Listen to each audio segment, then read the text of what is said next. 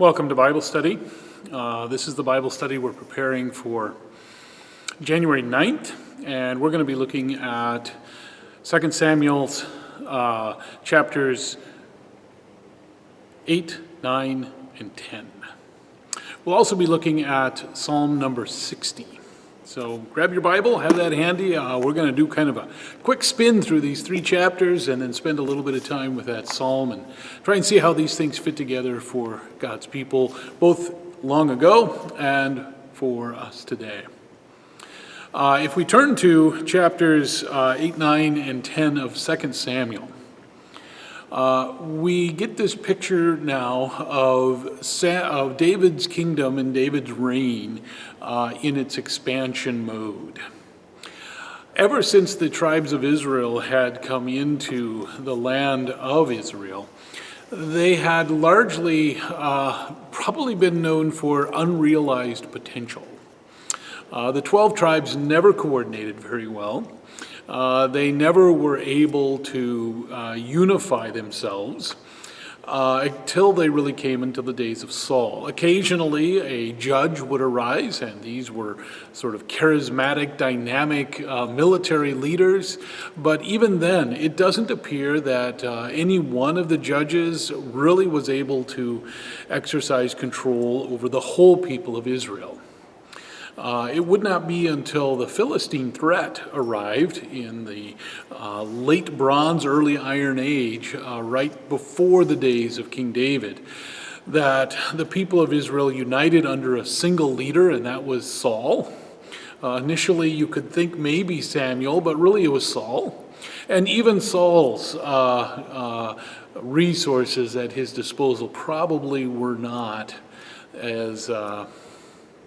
as thoroughgoing as they could have been. But as we know and as we have read, Saul, his kingdom rather fell apart. David, in his leadership, takes his place and assumes the throne, assumes that kingly authority. And we've been following David as he secures his reign among the tribes of Israel. But now in chapters 8, 9, and 10, we're going to see David really become an international power. We're going to see David reaching out past the historic boundaries of the tribes of Israel and begin to control important territories that are going to bring to his kingdom both military and financial resources that will really make David into a major player in the ancient world in terms of geopolitics. It starts with a number of conquests that David has. He attacks the Philistines and subdues them. David took Metheg-Ammah out of their hands. He also defeated the Moabites. The Moabites were a much older people than the Philistines in that part of the world. They had been around for many, many years. In fact, David's own great-grandmother, Ruth, was a Moabite. But he is merciless with them. He slaughters a great number of them. And in ways that are kind of not, that we would find really troubling. David struck down King Hadadezer, the son of Rehob of Zobah. The kingdom of Zobah is also one of these Transjordanian tribes. So on the other side of the Jordan River, you have the Moabites, you have the Ammonites, you have a whole bunch of people over there. And they have at times been problematic for the nation of Israel. During the days of the judges, they would become ascendant, come in and control parts of Israel, and then a judge would arise and they would kick them out. So there's been a tension-fraught relationship with these people. They are also fellow Semitic peoples with the Israelite people. They're kind of cousins. They speak languages that are pretty similar. But they've been in a competitive and sometimes in a violent relationship with each other. What we're going to see now is that David just consistently knocks them off. He takes them one after another and defeats every one of them. The Arameans, who are north of this part of the world, to the north and east of Israel, They come down to try and help the Moabites and the Ammonites and Zobah and all of these other places. And David ends up being able to defeat all of them too. And so now you see David's reach coming up all the way north and to the east of the Holy Land into the region of what is today Syria. So Damascus and Aleppo and cities like that fall under David's control. This is actually very significant because these parts of the world are not known for having a lot of resources. They have a lot of people resources, and that's going to be good for David's kingdom. But what they really have is trade. For the real money is down in Egypt, and it is in what is oftentimes called the between the rivers land in the ancient world. It is Mesopotamia, as we call it today, the region where Babylon and Assyria and the various other great empires that we're going to hear about, where they come from. These are fantastically wealthy places. There's lots of people. There is intensive agriculture, and that concentrates wealth. And these two groups want to trade with each other. And in order for them, because there's a large desert immediately to the east of here, that's almost impossible for people on a camel, because of the geography, they all have to come through this part of the world. And when you had the Israelites and the Edomites and the Moabites controlling one of two passages, the caravans could trade them off against or play them off against one against another. You could either come down through Israelite territory, or you could come down in the Transjordan and come that way. And so the caravans would come through the one that was the most amenable and was charging them the least in terms of import duties and things like that. And now David controls everything, and he has a monopoly. And the kingdom of Israel very clearly is going to take advantage of that. One more player is yet to fall, and we're going to see that in just a moment in chapter 10. And we're going to skip over chapter 9 for just a moment. In chapter 10, the Ammonites. And the Ammonites are a little on the south side of this. They are straight across from Israel. The Edomites are even farther south of that, but the Ammonites are this major power right across the river from Jerusalem. And they have been allied with David. They have actually, when David was fleeing from Saul, he had encounters with the Ammonites. And David and the king of Ammon and David are actually allies. However, what happens is the king of Ammon dies. And his son, a not terribly wise young man by the name of Hanun, succeeds him. And David sends emissaries to Hanun to offer condolences upon the death of his father, and really effectively to recognize the succession of Hanun. But Hanun listens to foolish advisors and treats them contemptibly. He shames them. He actually shaves off half of their beard, and in the ancient world, that was incredibly humiliating. And then he cuts off their clothing right at the waist so that they are exposed. And again, in the ancient world, that was just not good. I always told my students at Concordia, the ancient world was not Portland. They did not have a naked bicycle parade in the ancient world. Nakedness was a great shame. And so David hears about this. He tells his emissaries, hang out in Jericho till your beards grow back and you can come home with some honor. But meanwhile, the Ammonites are going, uh-oh, I think we just angered David. And they're right. They appeal north again to the Arameans and to the people to the north and say, can you help us? And they they try and put together a coalition to resist David. David sends Joab, his hatchet man, with an army out there, and they win a battle. It doesn't appear to be a decisive battle because in the very next paragraph, the Ammonites and the people of the north are back again, but this time David utterly defeats them. And so what we see here is that now David has really expanded his area of control out of the land of Israel, across the Jordan River, all the way up to the edge of the desert, to the impassable desert, all the way north to control really the trade routes that even if they would go around if the Egyptians would go on the ocean and go up to Phoenicia, from Phoenicia, then they have to get all the way into the Fertile Crescent. They still got to go through David's land. And now David has a really important financial monopoly over the whole of that part of the world, and he's going to capitalize on that.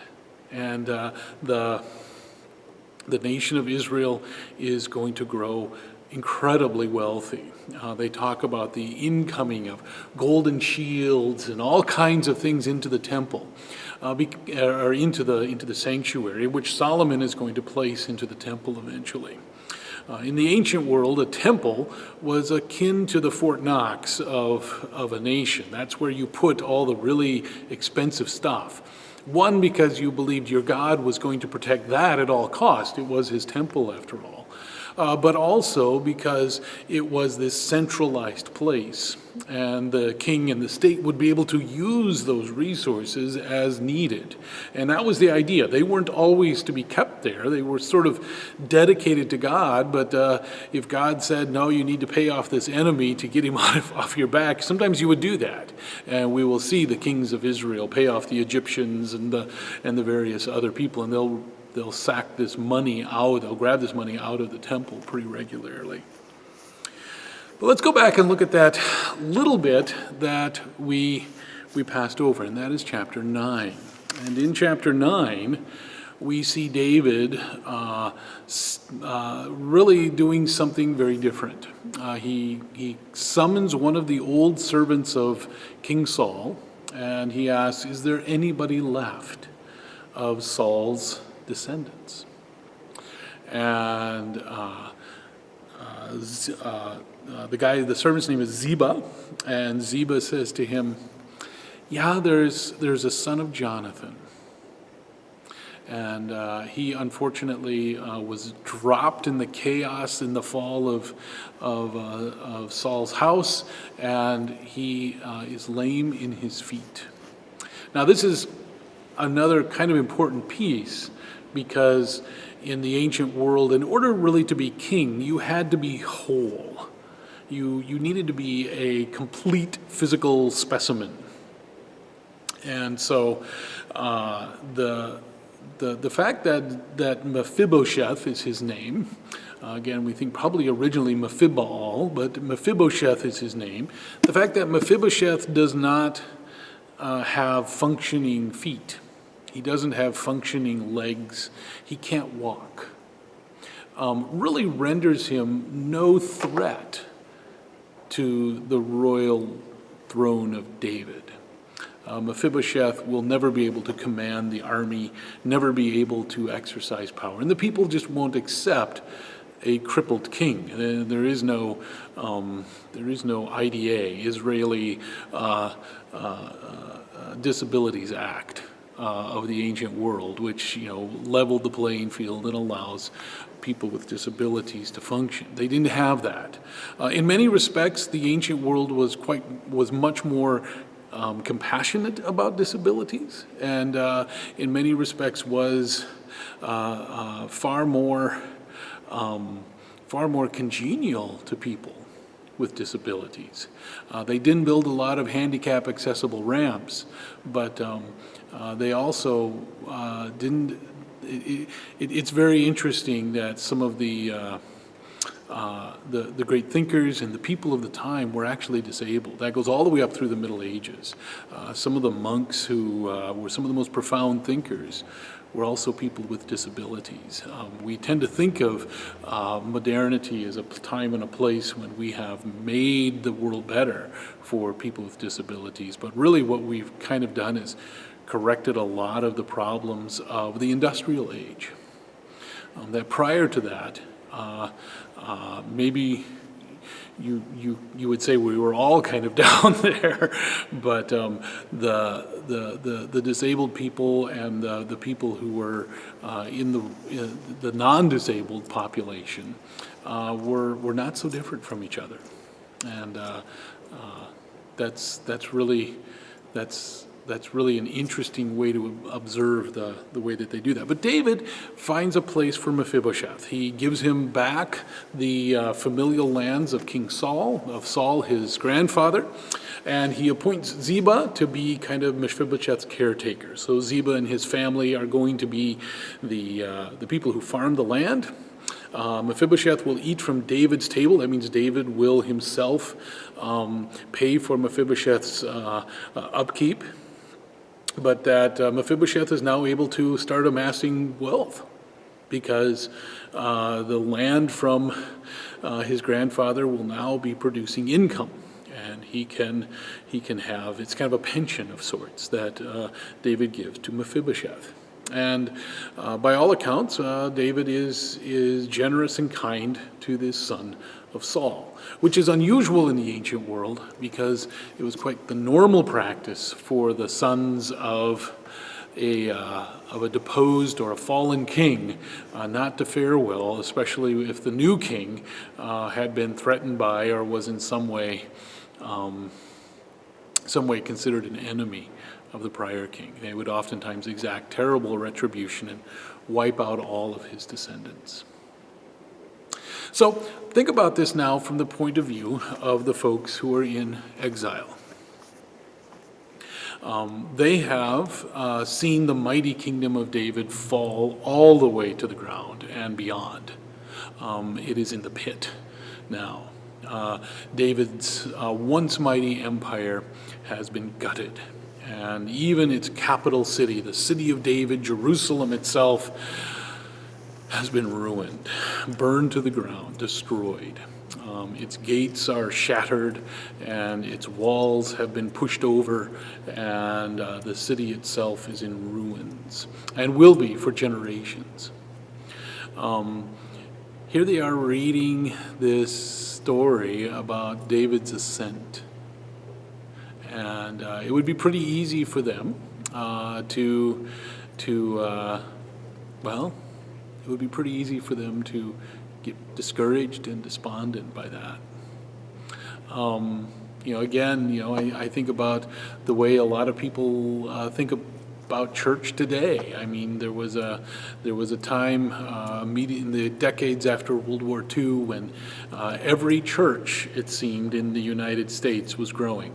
Every congregation was seeing more and more people come, and the offerings were full, and the churches were full, and the Sunday schools were full, and it was this time of plenty and expansiveness when the national denomination was doing great things, and we were starting schools all over the world, and we were doing great and big projects. We had money, and now we don't. And there is a sense of decline and impoverishment. And for the people of Israel at the time, it would have felt even more gruesome, as they not only saw themselves as small and weak, but now they saw themselves as utterly defeated. And I think it's when they read those stories that the people who were organizing the Psalter around the same time said, this would be a good time to read Psalm number 60. And I think it is, and it remains a very good time to read that psalm, because that psalm is going to say some interesting things to people who have just heard the story of David David's growth. Now, the one connecting verse in this whole thing is a little bit sticky. It actually occurs at the end of chapter 8. David won a name for himself. When he returned, he killed 18,000 Edomites in the Valley of Salt. He put garrisons in Edom throughout all Edom. He put garrisons, and the Edomites became David's servants. And the Lord gave to David victory wherever he went. And then you get a whole bunch of other names and people like that. Well, if we come to Psalm number 60,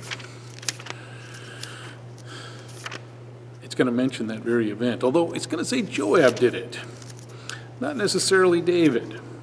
And that's an interesting piece, interesting little factotum. Psalm number 60. Forget the, if you have one of the NRSVs that I'm reading right here, forget the dark lettered ascription above it. Those are modern.